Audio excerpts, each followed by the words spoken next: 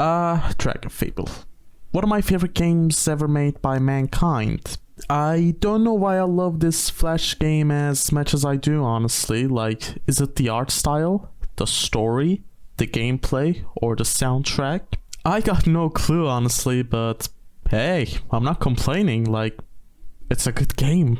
Now, if you don't know like anything about Dragonfable, well, don't worry, because I'm gonna talk about it in this video. Like, what else am I supposed to ramble about in this video? Well, I guess, you know, there's no point of waiting any further, so why don't we get straight to the video? Dragonfable is an E10 rated free-to-play browser-based single-player RPG developed by Ardix Entertainment team, who also developed other beloved browser games such as MechQuest and Adventure Quest. The game first launched as a beta in 31st of November 2005 and later released fully on 9th of June 2006. After the release, Dragonfable started to get weekly updates, expanding the story, adding more items, and etc. And believe it or not, the game still gets, you know, updates weekly, with almost no delay. And if a delay ever happens, well, it's usually a day or two. And it's not like small bug fixes or anything. No. Still to this day, they keep expanding on the story, adding more items, and recently, reworking some of the old stuff like their old story content. And you know, which is honestly, if you ask me, it's like pretty damn shocking and impressive. Like, I don't know what to say. This game is 16 years old and still gets updated weekly. Like, fucking hell, that's really impressive.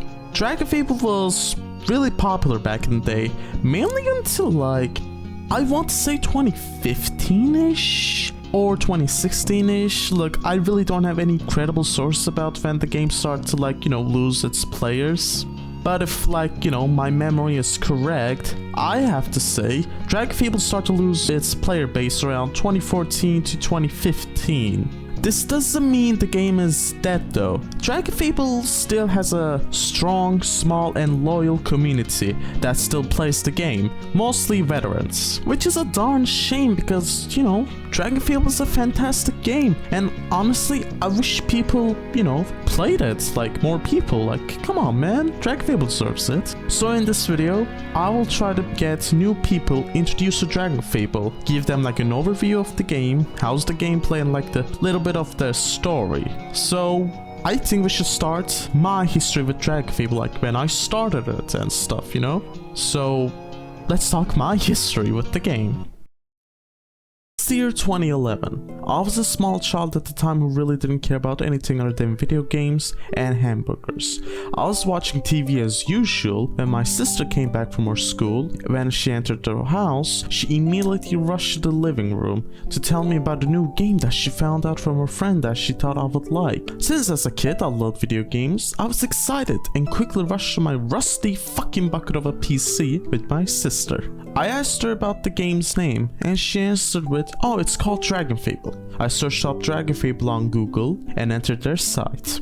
I quickly made my account and started playing. At the time, I did not know that this game, a huge part of my childhood, and that I would still play it 11 years later. But here we are. Anyways, I quickly fell in love with the game. For the next week or so, I would just play Dragonfable after school and, you know, after dinner and stuff like that. I would come to home and would just play Dragonfable. But the thing is, at the time my English was not very good, and for days I did not know I was playing in the area called Oaklore Keep, aka the tutorial zone, let's call it. For a long time.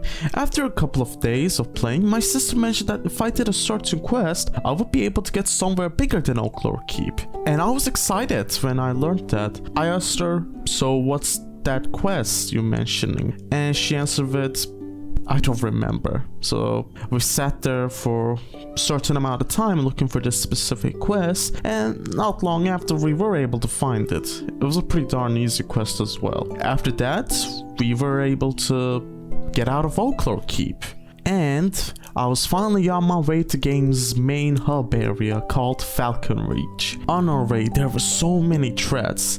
Bandits that will die in one hit, a bear, and a three-headed hydra that would die easy because at the time, you would just have the best fire sword that you can get in the game at that moment. So the hydra would just die easily. And after that, I was finally at the main hub area, Falcon Reach. At this point, I was excited and curious to see what this game had more to offer. And rest is history for me, being playing for 11 years, and I don't know what to say. So I guess we should get to the gameplay. Yeah, we should do that. Yeah, definitely. Let's start with the combat of the game. The combat in this game is turn-based and it's really simple as well. You attack first, then the enemy attacks. Simple as that, really. Of course, you have your skills as well that you can use on fights depending on your class choice, but I touch on skills in more detail when I start talking about classes in the game. On the lower left of your screen, you see a red bar and a blue bar. Red bar is your health and blue bar is your mana. Your enemies also have this red bar and blue bar as well, in the lower right of the screen. It works the same way as ours. Red is HP and blue is mana.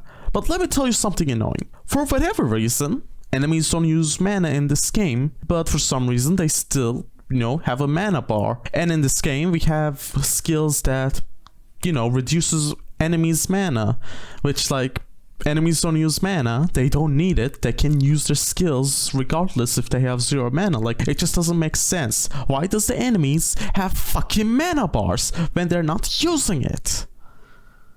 It just annoys me for some reason, I don't know why. It is what it is, I guess. Oh well. Let's explain a couple of more things. In Dragonfable, you have stats you can train each time you level up. You can train your stats in 2 different places as far as I know. One in Oaklore Keep, you can train your stats by talking to Captain Rollit. And in Falcon Reach, you can train your stats by talking to Sir Render. Of course, your equipment also affects your stats as well. Every piece of equipment except for cosmetic items have stats, but in my opinion, stats really don't matter unless you're doing endgame challenges such as In at Edge of Time, which I also will talk about later in this video because it deserves its own section. Now, if you just focus on the story content, as long as you train your stats, you should be good to go, but important note, always try to keep your weapons up to your level due to their damage values. You don't want to use a level 10 sword against a level 50 enemy, let me tell you. Also, there's the function of transmog in this game as well. Let's say you wear the best items you have in the game, stats-wise, but they look really ugly in your character. Well, fear not. There will be an option called display. So instead of the unfitting helm you got on your character, let's say, you can display to look something that would fit for your armor and fashion instead. That's pretty cool, really cool. And lastly, I want to talk about the pet system. You can't get many pets in Dragonfable that will aid you in battle. Most of them are really terrible for high difficulty content, if I'm being honest, except for your own dragon that you get early in the story and the baby chimera pet that you will get in at Edge of Time. Of course, pets are really good for story and early to mid game content. They're just not that strong for end game content, sadly. Well, anyways, there's a lot of other cool stuff that I want to talk about, like the house system and the bank, but I feel like those are not important as the, basic combat, the pets, and I don't know, I just don't find house and banks too important to talk about in this video. They're not, super important. Now, before we talk about classes, I should talk about Dragon Amulet and Dragon Coins, aka the premium stuff. Because when I talk about classes, I will need you guys to know about Dragon Amulet and Coins to avoid, confusion. So yeah, let's get right to that. Let's start with Dragon Amulet. Dragon Amulet is, think of it as a membership from other games such as RuneScape and Club Penguin. You can get a Dragon Amulet for one of your characters for $20, and for $30 you can get it for all of your characters in your account. What this Dragon Amulet does? Well, you can unlock special shops, get special quests, full access to every part of the game, ability to create more characters in your account, of course. I should mention this as well. You can do almost the entirety of Dragonfable story as a free-to-play account. You don't have to buy a Dragon Amulet. You will just miss out on a couple of exclusive side quests and some classes. But I still recommend getting a Dragon Amulet for your character, even though it's not required for the story, because you will get the full experience and have more fun with the game. Also, the best part about a Dragon Amulet is that it's one-time purchase, so it's not a monthly membership like in Club Penguin membership. think of it like this. Without a dragon amulet, you're just playing a demo of the game. But with paying $20 and getting an amulet, you are buying the whole game. And also support the devs as well.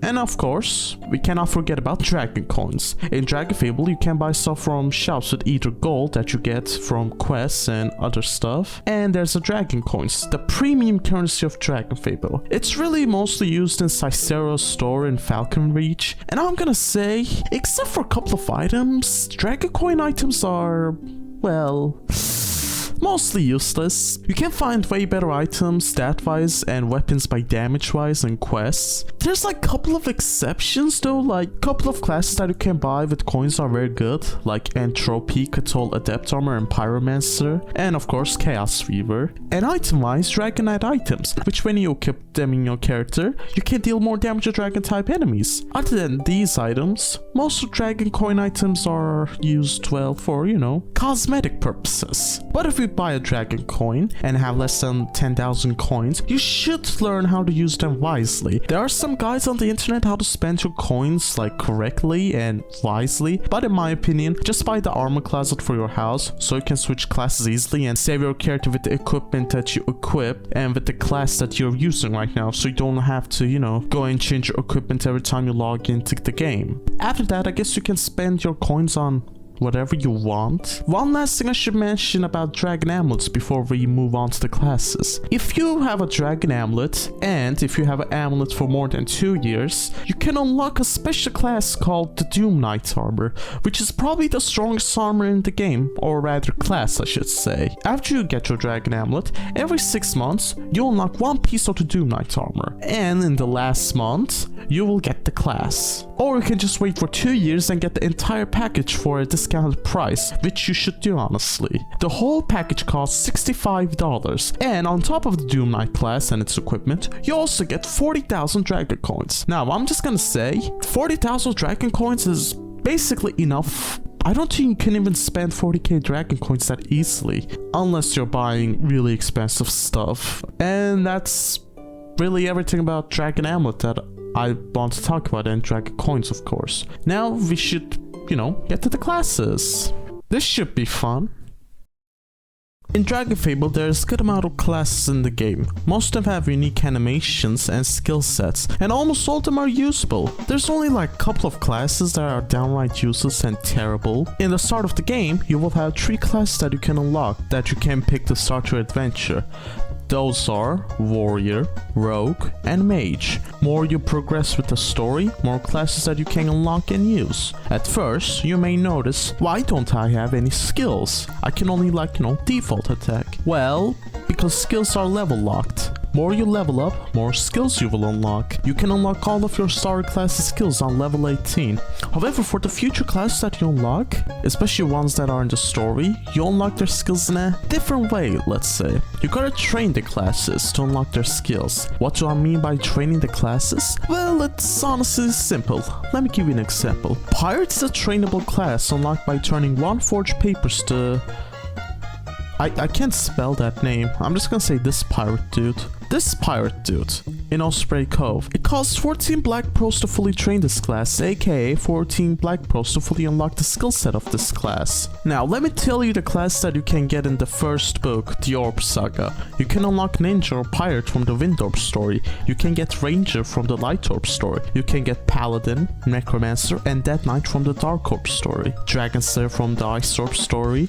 And you can get Technomancer from the Energy Orb story. And of course the Dragon Lord, which is obtained by training in Sunbreeze Grove. These are the classes that you can get by doing the main questline of Book 1, aka the Orb Saga. Of course, there are more classes that you can get from Book 1 as well. There's the Chicken Cow Armor that you can either buy, or you can get it as a rare drop from a quest. And there's the Evolved Chicken Cow Armor that you can also buy, or by trading the normal Chicken Cow Armor. You can also unlock Soul Weaver from completing the Ravenloft story from Book 1. And Dragon Base class that you can get from Dragon Grasp. Depending on your starter class, the class that you can get from Dragon Grasp changes. If you picked Warrior as a starter class, you can get the Dragon Warrior. If you picked Mage, you can get the Dragon Mage. And if you picked Rogue, you can get the Dragon Rogue class. All of these classes except for Dragon Lord and Dragon Base classes, you can get as a free-to-play player. Sadly, Dragon Lord and Dragon Base classes requires a Dragon Amulet. Even though you can get all of these classes except for Dragon Lord and Dragon Base classes with a free-to-play account, if you don't have a Dragon Amulet in your account, you can only use half of the class's skills, except for your starter classes of course. Now in Book 2, aka Elemental Dissonance, how do I spell this? Can I just say Elemental Dissonance? I think I'm gonna say that, yeah. Elemental Dissonance. Elemental Dissonance has 3 different classes that you can get depending on your starter class as well. These are called Athelian base classes. Warriors get the Riftwalker class by completing the Milkgrass Arena from Alzine. Mages get the Ascended class by completing the Redesign quest from Isiri, aka, let me tell you, the best Dragonfable waifu. And Rogues get the Cryptic class by completing the Mind Chamber from... Again, how do I spell this name?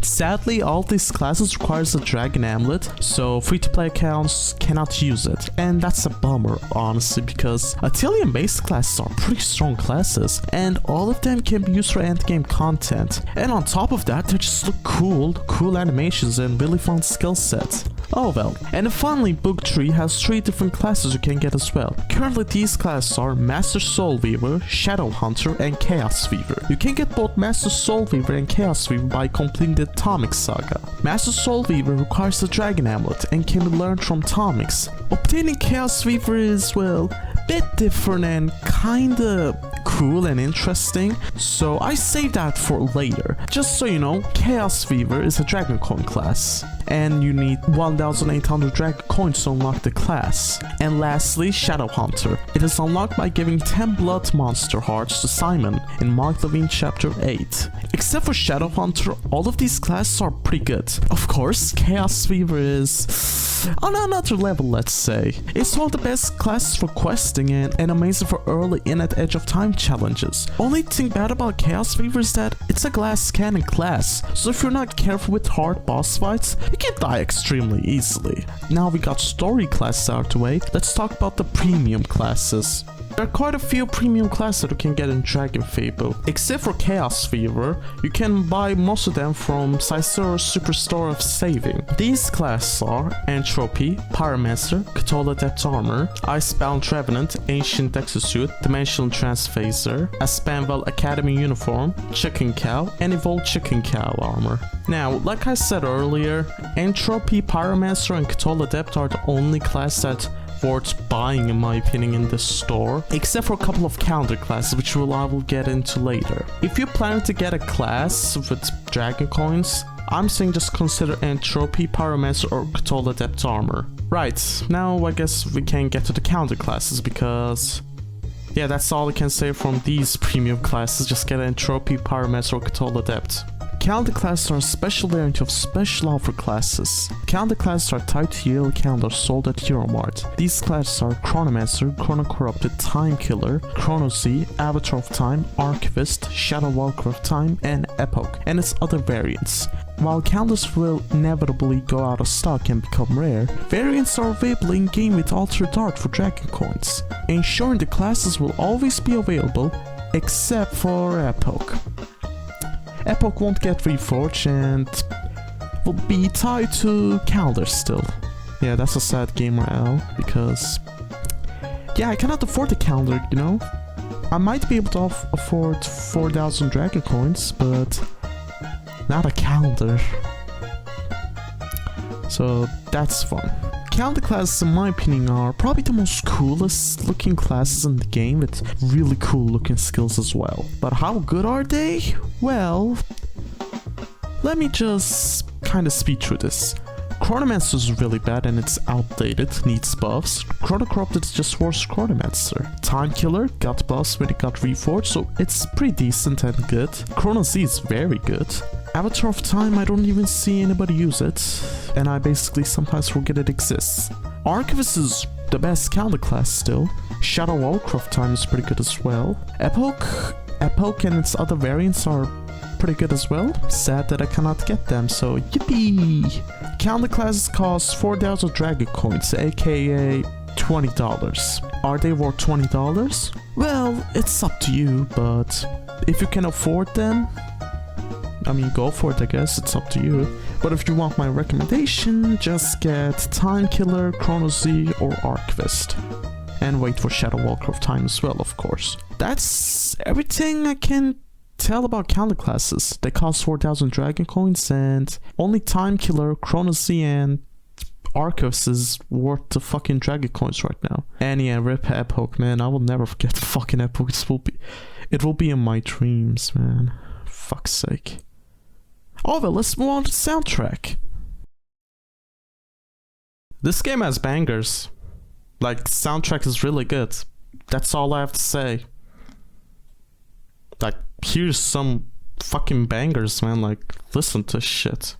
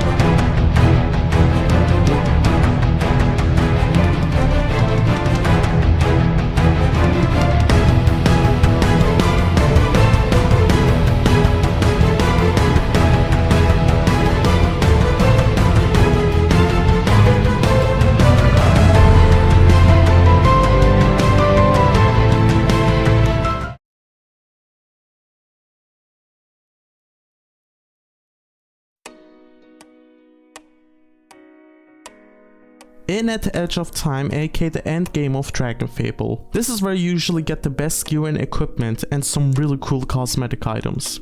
Now, I did a couple of these challenges. Hardest one I did was Inevitable Hey, can I call this Inevitable, I don't know, something? Yeah, okay. And the hardest one I did was Inevitable Something for the sweet helmet and a cool Dragon Lord trip. Now, these challenges are real tough. Like, these are actually fucking hard if you don't have the right equipment and won't study the enemy. You will get fucking destroyed. I'm just gonna say, don't touch in before you hit level 90. Just don't. Even though most of the challenges are brutal and difficult, they're really fun in my opinion. My favorite board is a 7 Corrupted Sins board. Or souls? Like, or 7 Corrupted Spirits. Look, they're similar, okay? Of course, there are just some really terrible, I mean, amazing challenges like the Time-Torn Matrix maze. Like, who doesn't want to just spend hours of their life doing a shitty ass maze that will make you question your sanity and life decisions? Like, everyone loves that, right? I mean, everyone loves it. That's really it for In, honestly. If you want more stuff about In at Edge of Time, there's a lot of YouTube videos for the various challenges at In, so I recommend checking them out. Now then, we can talk about the story of Dragonfable. Now, before I get to the story, I have to say, spoiler warning. I will show some cutscenes that will include spoilers, and probably high chance I will talk about some spoilers, so be aware. If you don't want to get spoiled by the Dragonfable story, just skip this part. Alright, you ready? Alright, time to talk about story. Dragonfable story has 3 different books, aka chapters. These are Book 1, The Orb Saga, Book 2, Elemental Dissonance, and Book 3, End of Magic. Now, Dragonfable's story is, well, like really good. Like, I'm not even kidding. It's fucking fantastic. On top of being a good story, it's a really long one as well. Like, if you start to play Dragonfable now, it will probably take you a good 100 hours to catch up on the story. Also, I should mention this as well, Dragonfable's story is still going and it will probably not end soon. Hell, I feel like we're not even halfway done with book 3 as well. Anyways, I'm gonna review each book and give you guys my opinions on them and rate them out of 10 at the end. Ready? Let's go then.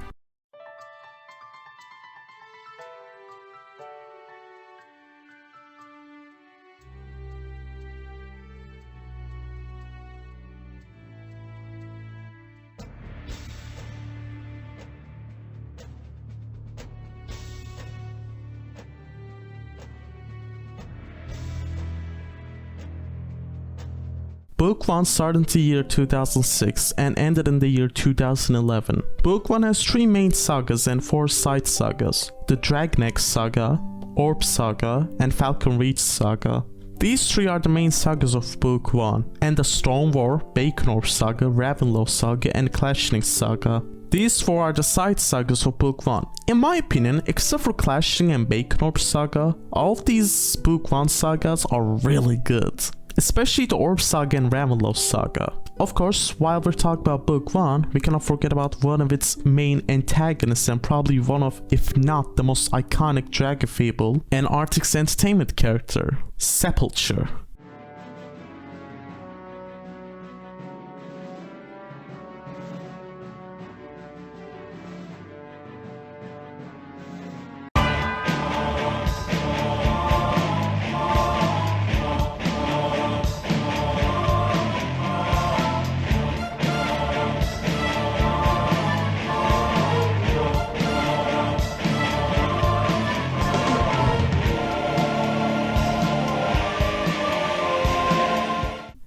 God, Sepulture. This dude is just fucking cool and a really good antagonist as well, in my opinion. Like, Sam, man. Too bad he gets clapped around the finale of Book 1. Oh well, wish I could have a tea time with him and, you know, talk about life. Wish that had become a reality. Anyways, now I'm gonna say early Book 1 is really outdated and not that good story-wise compared to second and third book. Book 1 has a lot of major flaws, mainly in its finale, and it's not helping that Book 1 is filled with a lot of jokes. That makes me not take the story serious as well. And a lot of weird quests as well, like there's one quest where we help Scizor make cubed mayo. Like, what the fuck's a cubed mayo? Despite the flaws of Book 1, it can be really good still. Especially with the Fire Orb, Water Orb, Earth Orb, and Ravenloft Saga questlines are pretty fucking good. And probably the best part about Book 1. I still remember the first time playing through the Fire Orb and the Earth Orb questlines. For the first time, Fire Orb had a tragic and an amazing antagonist with a really good story. And Earth Orb with its story, antagonist, and really epic moments that made me fall in love with Dragonfable's storyline. Just too bad the finale of Book 1 was an actual fucking mess. I can probably rant about Book 1's finale here for a long time, but I'm not gonna. I'm just gonna give my overall rating for Book 1 and get to the Book 2. Now, despite its flaws, I still think Book 1 is a good storyline. Yes, there's the jokes that make you not take the story seriously and hella weird quests and that fucking atrocious finale. But still, Book 1 is fun and can be good with its storytelling. Only thing I wish it had a better final act, like you killed the big main villain of Book 1 with the fucking bacon element. Because of that, I have to give Book 1 a 6.5 out of 10. Now, on to Book 2.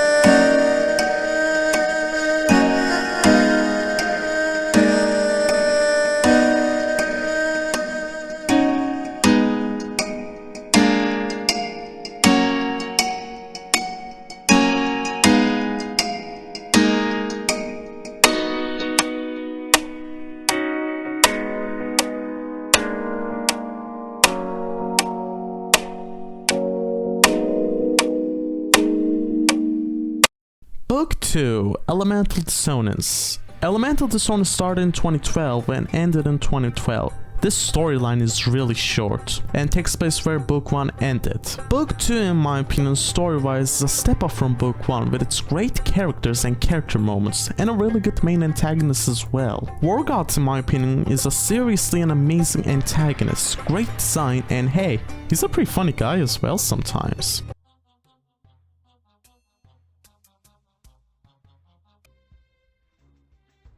Of course, we got new characters as well besides War Gods, such as the Aetelians and Jaina. God, what an annoying fucking bitch.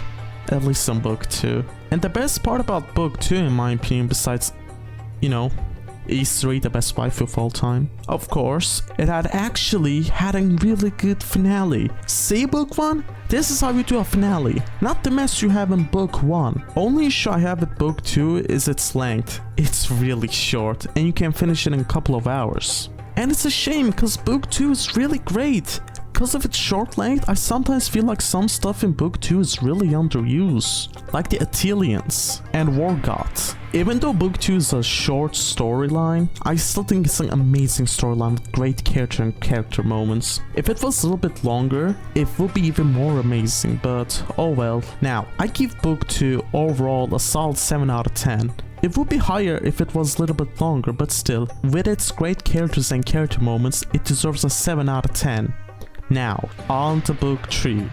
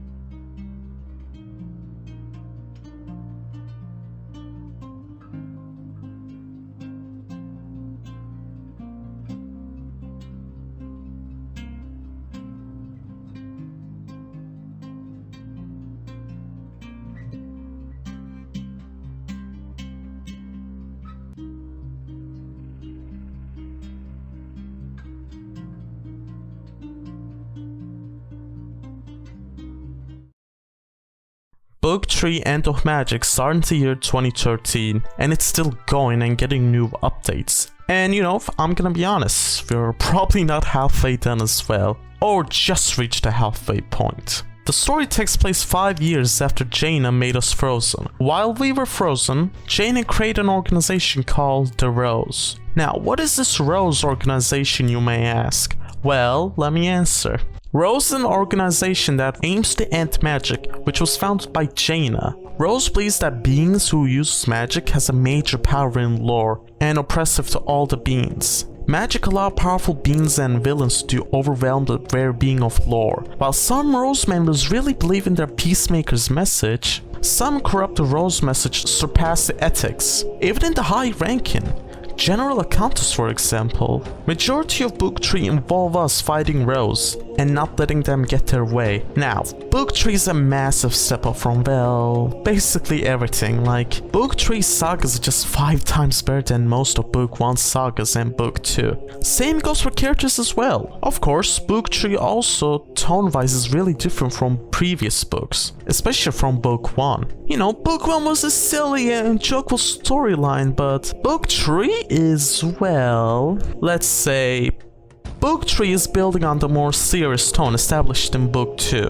Book 3's storyline takes a darker, more mature turn, exploring topics such as extremism, political polarization, and trauma. Despite this change of tone, however, much of the storylines are popular with the newer and veteran players, making it one of the most discussed books in the forums.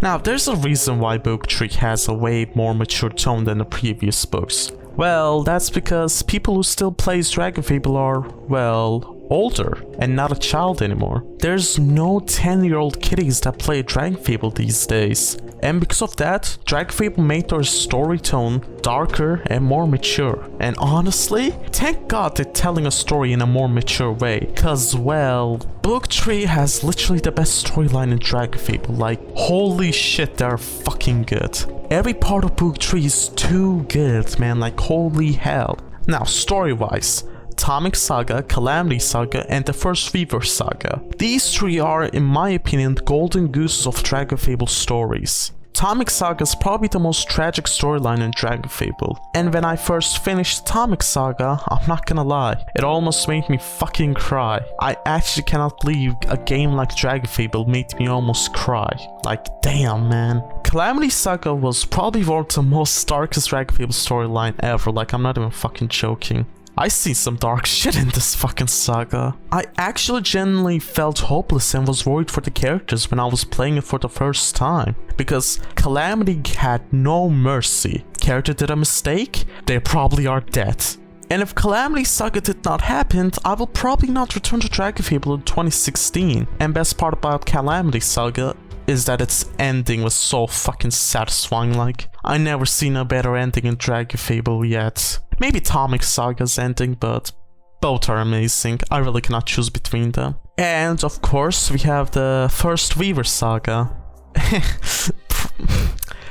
Probably the most fucking darkest storyline ever.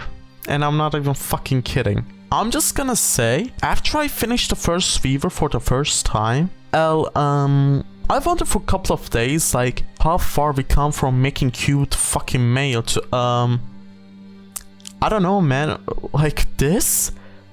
Like, holy shit.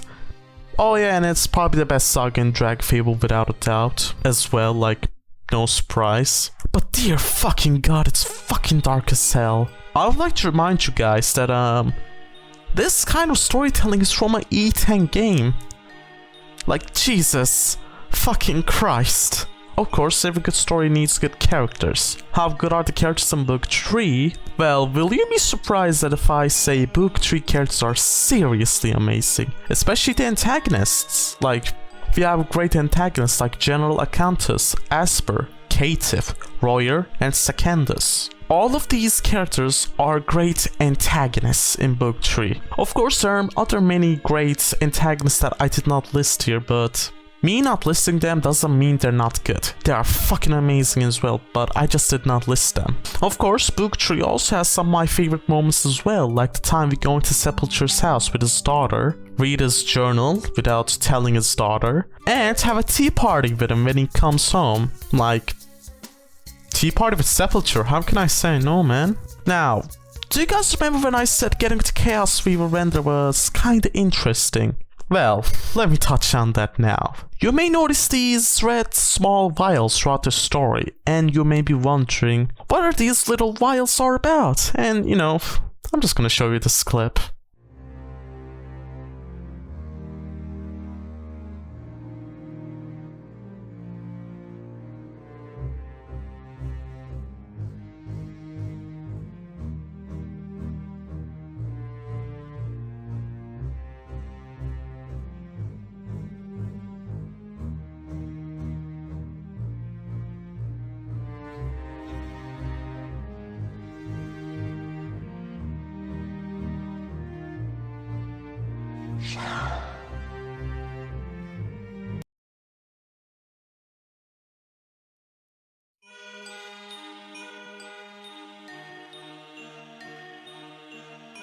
Well, say hello to Secandus.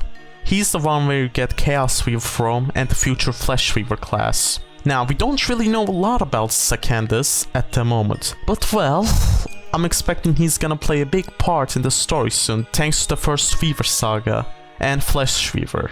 So, only the future will tell, and I guess this is where I'm gonna stop talking about the story.